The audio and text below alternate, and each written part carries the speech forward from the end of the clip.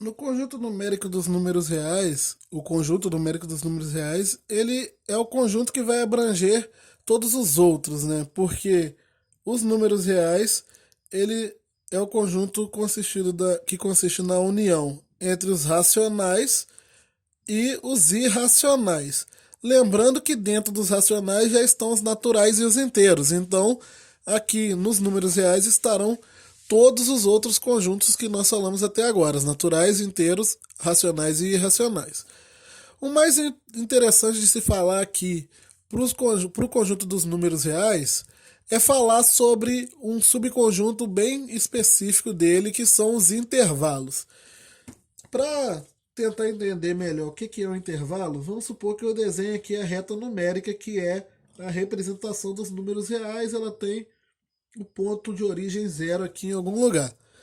Aí eu tenho lá um, 2, 3, 4 aqui, menos um, menos 2, por aí vai para o outro lado.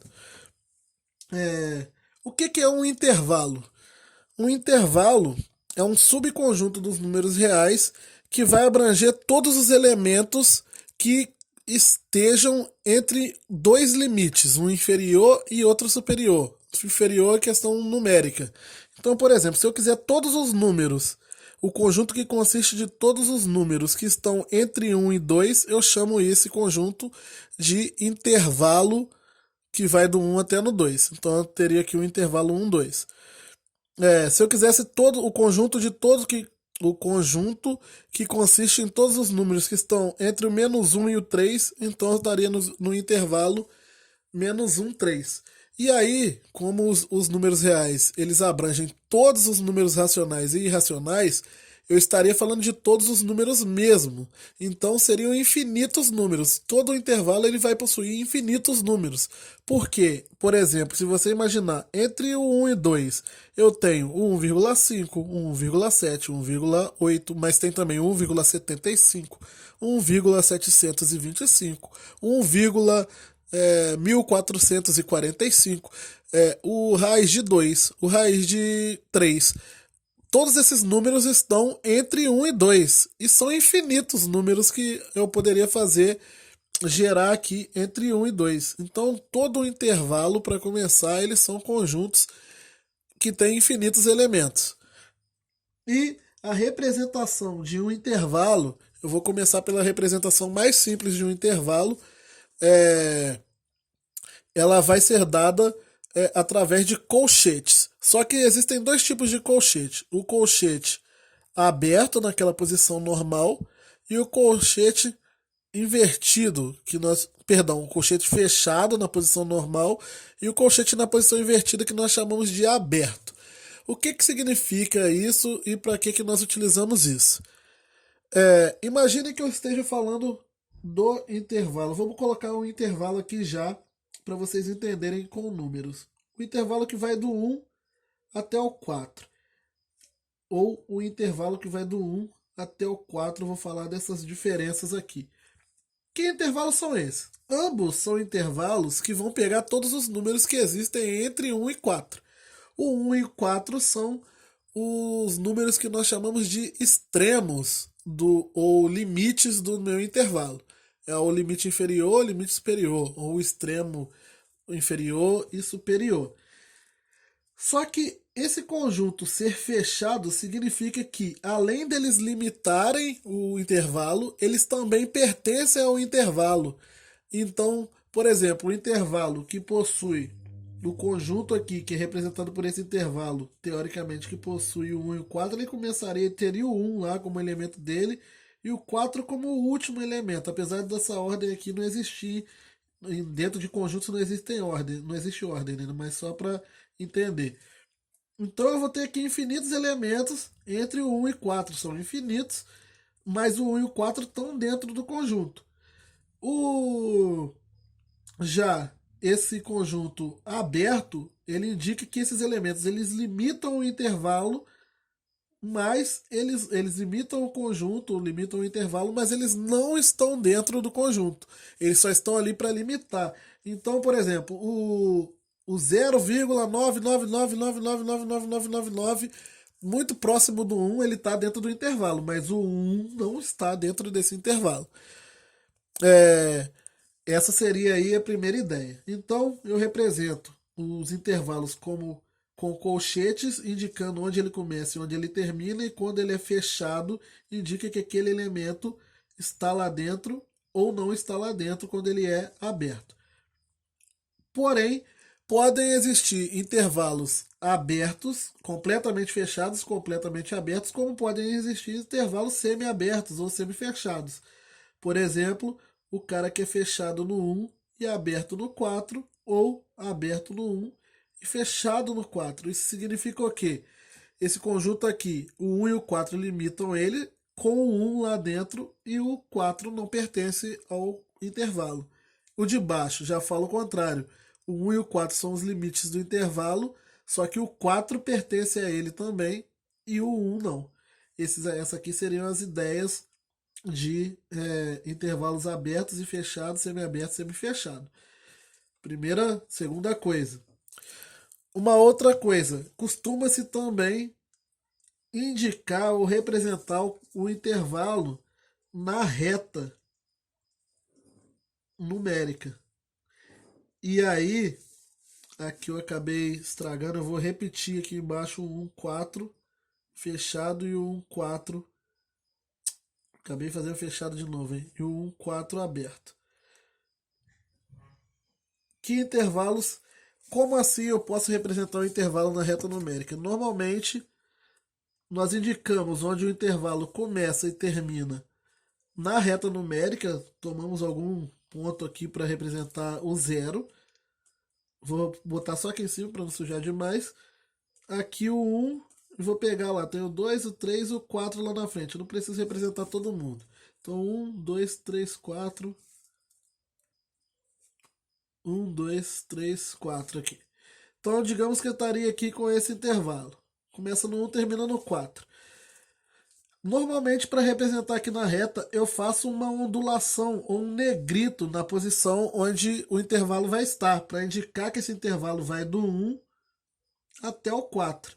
E eu faço isso em todos os tipos de intervalo desses que eu estou mexendo aqui, fazendo essa ondulação aqui para indicar que o intervalo vai estar entre esse número. Só que, como que eu represento fechado, aberto, ou meio aberto, meio fechado?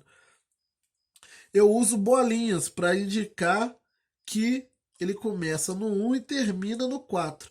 Quando eu faço uma bolinha fechada como essa daqui, eu indico que ele começa no 1, termina no 4 e fechado nos dois.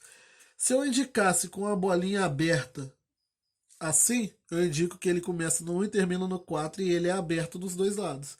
Ou poderia indicar o semi-aberto com uma bolinha aberta e outra fechada, ou uma bolinha fechada e outra aberta. Essa seria a segunda maneira de se representar um intervalo, na reta numérica ou com essa forma de colchetes. Mas existe ainda a terceira forma, que é representar um intervalo na forma de propriedade. E todo o intervalo ele vai poder ser representado com a mesma ideia, que é a seguinte. Eu vou chamar um intervalo I1, que eu estou falando de um primeiro intervalo. Vou usar o que começa no 1 e termina no 4 de novo. Dentro desse intervalo tem todos os números. Perdão. Dentro desse intervalo tem os números x que pertencem a R, mas que não são qualquer x que pertence a R. São apenas os x que pertencem a R que estão entre 1 e 4. Então são todos os x que são maiores que 1 e menores que 4. Só que aí que vem aqui o pulo do gato. Para você entender a diferença quando que ele representa cada um desses aqui especificamente.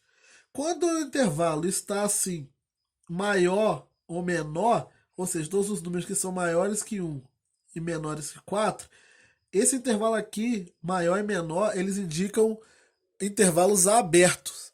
Quando eu coloco um maior e igual, por exemplo, do lado esquerdo aqui, eu indico que esse intervalo é fechado no 1, então são todos os números que são maiores que o 1 ou iguais a 1 e menores que o 4.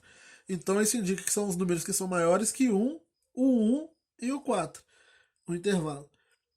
Se eu tivesse botado uma igualdade só do lado direito aqui, eu indicaria que ele são os números menores que 4 e o 4 inclusive, e os maiores que 1.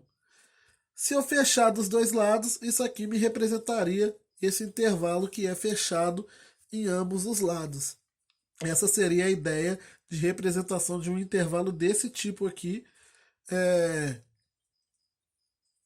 um intervalo desse tipo na forma de propriedades, na representação por propriedades. Então são todos os x que pertencem a R, tal que 1 menor que x menor que 4.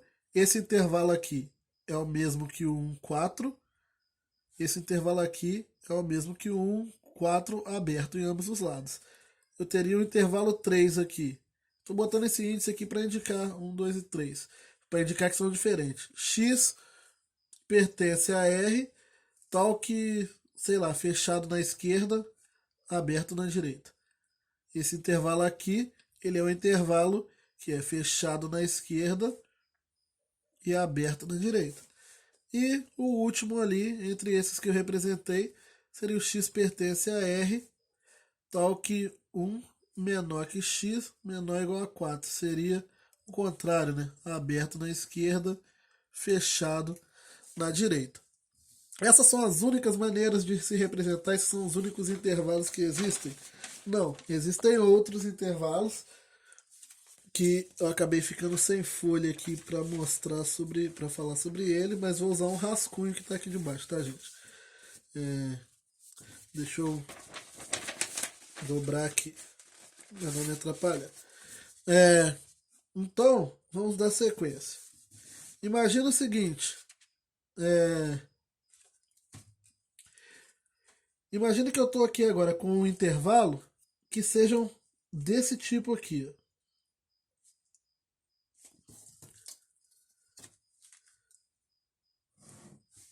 Eles começam no 1, só que eles não terminam em lugar nenhum. Eles vão embora. Eu quero representar que é um intervalo que são com todos os números, o subconjunto são todos os números maiores que 1. Ou um intervalo que ter aqui, digamos que aqui seja o 0. Um intervalo que começa no, sei lá, no 2 e desce infinitamente aqui. São todos os números que são menores que 2.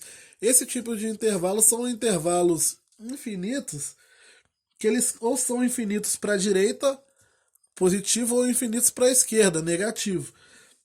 E para representar esses intervalos, eu coloco, no formato de colchetes, perdão, na reta seria dessa forma aqui, e eu colocaria aberto ou fechado, dizendo se o número pertence ou não ao conjunto, com a mesma ideia das bolinhas abertas e fechadas.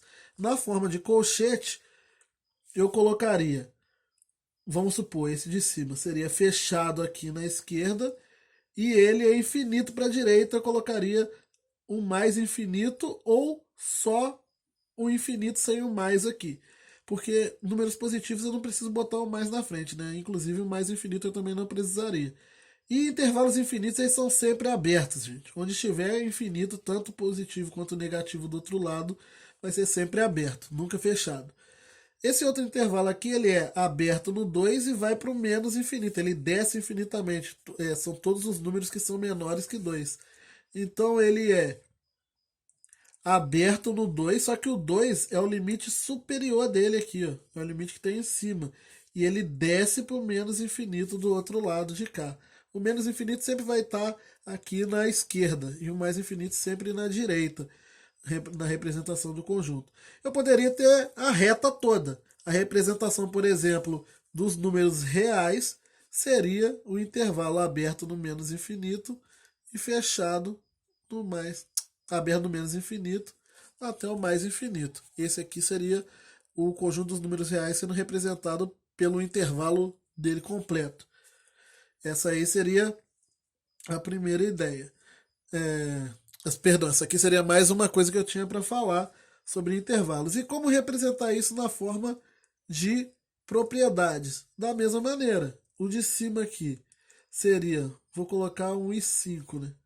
Seria todos os x Esse x aqui sempre vai pertencer a R, porque estamos falando de subconjunto dos reais. X pertence a R, tal que o x é sempre maior do que 1. Então eu estou pegando sempre os números x que são maiores que 1. Então eu colocaria x maior que 1 ou o 1 menor que x. Vou botar x maior que 1. Poderia colocar o mesmo conjunto assim, ó, representa o mesmo intervalo. X pertence a R, tal que 1 menor que x. 1 menor que x. Ou seja, são todos os x que são maiores que 1. Todos os x que são maiores que 1.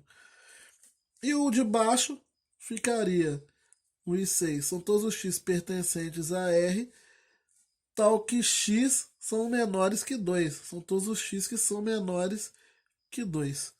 Qualquer número x que seja menor, pertencente aos reais, que seja menor que 2, está dentro desse intervalo.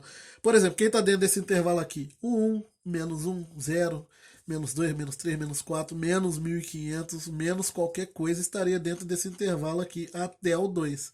E dentro desse outro intervalo aqui estaria 1,4, 1,5, 2, 9, 10, 20, 45, 1 milhão. Todos os números maiores que 1 estariam no intervalo de cima. Essa aqui seria a principal ideia que eu tenho para passar para vocês sobre conjunto dos números reais em intervalos.